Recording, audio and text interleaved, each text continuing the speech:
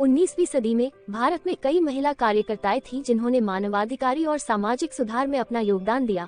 महिला सशक्तिकरण के लिए लड़ने और लिंग असमानता के प्रतिबाधाओं को तोड़ने के लिए उनमें से एक थी ताराबाई शिंदे। ताराबाई का जन्म 1850 में बुल्ढाना जिले के बेरार गांव में हुआ। उन्हें अपने बचपन में शिक्षा प्राप्त करने का मौका कभी नहीं मिला, लेकिन उन्होंने अपने पिता बापूजी के द्वारा अपनी शिक्षा प्राप्त की।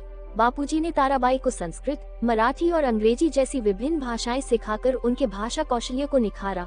इसकी वजह से उनकी मानसिकता और खुद को उस समय की महिलाओं से कहीं आगे कर दिया। ताराबाई एक क्रियाशील व्यक्ति थी। उन्होंने समाज में सुधार की दिशा में अपनी संघर्ष, आंदोलन और सुधार की योजना बनाई। वो ज्योतिराव फुले और सावित्रीबाई के साथ काम किया। वो सत्यशोधक समाज में एक सदस्य भी थी। उन्होंने सामूहिक रूप से प्रत्येक व्यक्ति से एक प्रश्न पूछा जिसमें आम लोगों के मन में लाखों विचार उत्पन्न हुए। उन्होंने पूछा, लेकिन क्या पुरुष उन्हीं दोषों से पीड़ित नहीं है जो महिलाओं में होते हैं? अगर पति की मृत्यु हो जाती है तो पत्नी आजीवन विधवा रहने को विवश रहती है, जबकि पुरुष के साथ ऐसा नहीं है, वो तो तुरंत विवाह करता है। ऐसा क्यों? उन्होंने महिलाओं के प्रति अनुचित व्यवहार, विधवा पुनर्विवाह ऐसे विषय के आधारित एक मराठी भाषा में स्त्री पुरुष तुलना नामक पुस्तक लिखी। यह उनकी पहली और एकमात्र प्रकाशित पुस्तक है। इसमें महिलाओं की स्वतंत्रता पर अनावश्यक प्रतिबंध लगाने वाले धर्मों या धार्मिक प्रथाओं की कड़ी आलोचना की गई।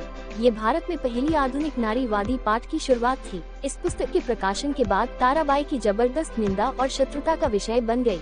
उनका स्थानिक समाचार पत्रों में उनके काम का मजाक उड़ाया गया।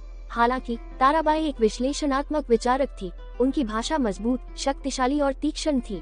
ताराबाई ने स्त्री धर्म की विवेकहीनता और अनैतिक को उजागर करते हुए पूरे पितृसत्ता को कटघरे में खड़ा कर दिया। अपनी आखिरी सांस तक वो पितृसत्ता और महिलाओं के साथ होने वाले दुर्व्यवहार के खिलाफ आवाज उठाती रही। उसने ज्यादातर चीजों पर दोबारा सोचने और विचार करने के दरवाजे खोल दिए। अपने काम की वजह से ताराबाई शिंदे भारतीय नारीवादी आंदोलन में एक क्रांतिकारी महिला बनी और उसको भारत की प्रख्यात नारीवादी नाम से जाना गया।